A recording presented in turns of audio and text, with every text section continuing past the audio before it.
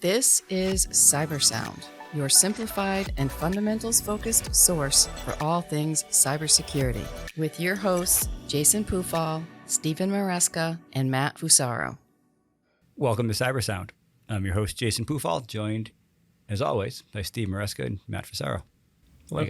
Hi. So today we get to tackle the topic of sort of perceived privacy and security risks, security issues facing TikTok. I think we've all seen the myriad states that have now, placed a formal ban on TikTok, primarily for government institutions. Are the blocks justified? Are the threats that they're citing legitimate? Maybe that's a strong way to put it, because I'm sure there's some truth to them, certainly. But why go down this path? There's a lot of social media and data sharing networks out there like this. What makes TikTok so unique, and why are people so concerned about it? So it's not an American phenomenon. It's certainly occurring internationally. Belgium is one example of a country that's performed a similar prohibition. There are lots of states that have banned, Alabama, Florida, Georgia, Idaho, Maryland, Nebraska, North Dakota, several others at this point.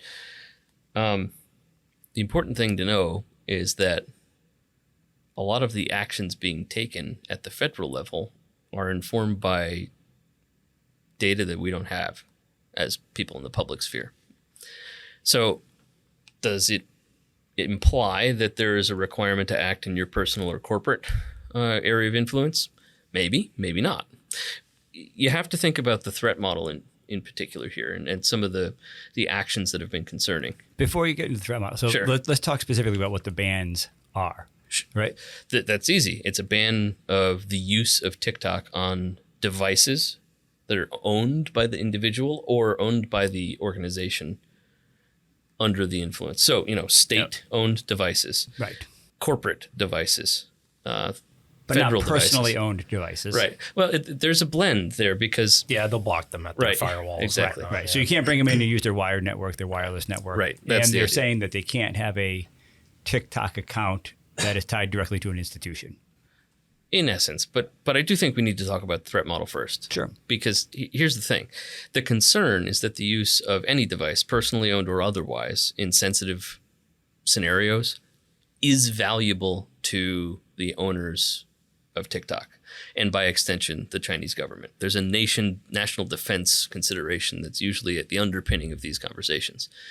It makes sense if you're talking about, someone in the armed forces with their TikTok app open when they are on the job in a sensitive location. You're giving away some sort of behavior, giving away density of other peers that might be in that same location using the app at the same time. That's meaningful from a defense perspective. Outside of that sphere, does it have the same threat? If you're a college student using TikTok to share videos and look up, the behavior of celebrities, probably not. Yeah, probably not. I think what they're also worried about is how the algorithms are used, right? What content's being driven towards certain people for whatever reason it might be, right? Proliferation of misinformation, exactly. Malicious advertisements, that sort of thing. Yep. Or just driving meaningless content to people just for the betterment of some other group, right? There could be 100 reasons why they do it. Now, here's the thing. There have been many allegations that employees of ByteDance, the parent organization of TikTok, have accessed the data of U.S.-based TikTok users. And that's true of every other country that has also banned TikTok. That's the fear. But, for the vast majority of TikTok users, they are willingly sharing their location, their image, their videos, and things of that nature. Right. For those individuals, especially if they're operating in a place that doesn't have sensitivities attached, other than privacy, there aren't too many considerations at play aside from the sanctity of those individual devices. Yeah, I think the thing that we've seen cited, maybe in more opinion pieces, are they're able to get a broader sense of the behaviors, right? We'll talk about this from the American perspective, right? Behaviors of Americans, they can adjust their own policy to run counter to the way our way of life works. I think there's a group of people who feel like there's a legitimate threat to that American way of life, and I feel like, to me, that feels a little bit far-fetched. Maybe there's a grain of some ability there, but I'm not sure if it would manifest in reality. Yeah, I'd say it's maybe a data point for right. for those organizations, but yeah, I mean, we talked about this before we started recording here. How it's interesting that it's just TikTok that they're concerned about. I mean, we just had a huge information disclosure based on Discord, right? Yeah, certainly not the only company. Yeah, it's not the only company, and I think that's where a lot of people kind of don't like what's going on with a countrywide ban, where why them if we have all of these other organizations doing essentially the same exact thing, right? So it's a little hazy, right? I mean, Facebook, Meta, good example. I mean, very well documented similar misbehavior for almost a decade at this point. There's a lot of reasons that the FTC has, consent decrees established with them. It's a pervasive problem. Whenever data and demographics are being used to make algorithmic decisions, you have these risks at play. Right.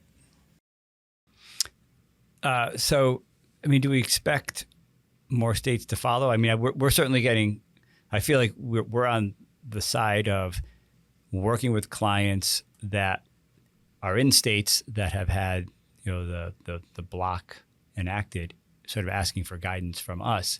I think just from a transparency standpoint, we're really not treating this substantively different than some of the platforms that already exist, right? To the point of Discord and Facebook or Meta.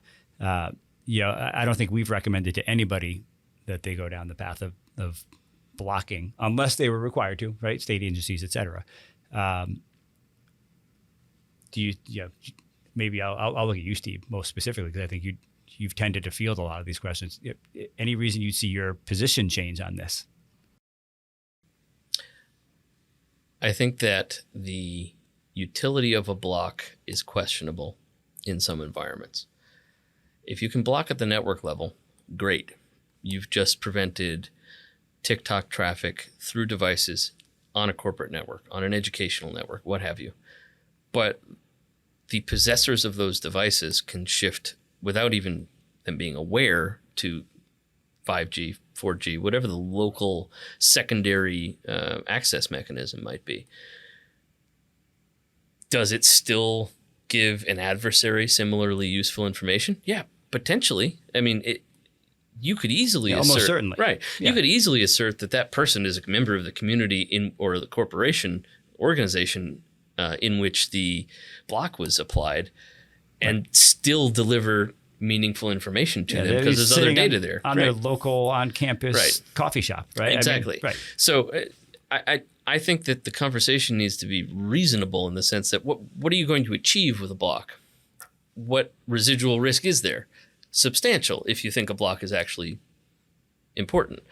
The thing that would make me change to shift to like an outright prohibition with a platform like this, taking it outside of the scope of just TikTok, would be, is there knowledge that it's being used or planned to be used to deliver some sort of malicious content? Unambiguously malicious. Misinformation, disinformation, something obscene, something explicitly malicious and weaponized. Those are reasons where you block a platform like that. The trouble is you would need to do it most likely in a really comprehensive way to avoid any such risk. And that's a difficult pill to swallow for many people. Yeah, you're better off spending your energy trying to make sure that the way that your information is being accessed, right? The things that you're trying to protect from a platform like TikTok, making sure that stuff is in the right place, protected properly. If you want to use specific tested devices that get to that data that don't have TikTok on it, make that so. Right, there's ways around this because this is going to be an ever-changing thing. Right. Blocking one of these applications is not really going to help you. Yeah, it's cat and mouse. Yeah, right. That's what it turns into. It's such a permissive barrier because it's socially oriented that actually effecting a block is an extraordinary challenge. Right. If you're in the domain of national defense, whether you're in the supply chain or directly in a federally adjacent institution, yeah, you probably want to have a policy and an explicit technical prohibition, because the actual espionage oriented around people, where they sit, how densely they're sitting, what work they're doing, how fast they're moving, all of those things apply offensively, and you don't want that stuff to be known by an adversary. Right. But that's true for everything that we're talking about, not just TikTok. So the conversation's certainly not going to go away. I think it's interesting that it is localized a bit to that platform. I think there's murmurs of others, but I do agree. It's a little bit of a broader topic around social media, which is inherently designed to share information, and sort of that negative reaction to taking all the data that people are freely providing and trying to do something that maybe they don't agree with having been done with it.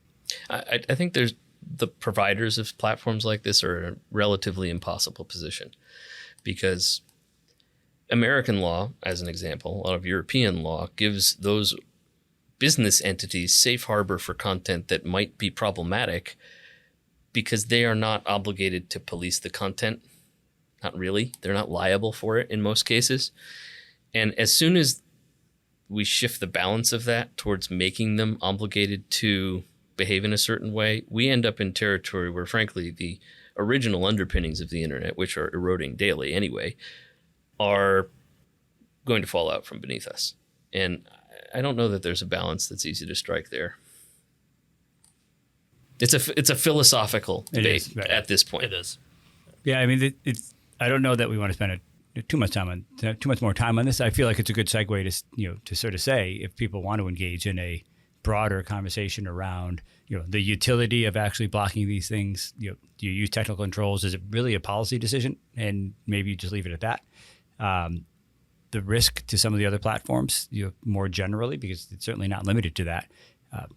Certainly happy to have that conversation and explore where this goes. I don't want to treat our opinion purely as fact by any means, right? There's a whole variety of ways to approach this, but to date, we really have our guidance to our clients has been, you don't necessarily block unless you're compelled to, but be mindful of the fact that these aren't privacy enabled tools.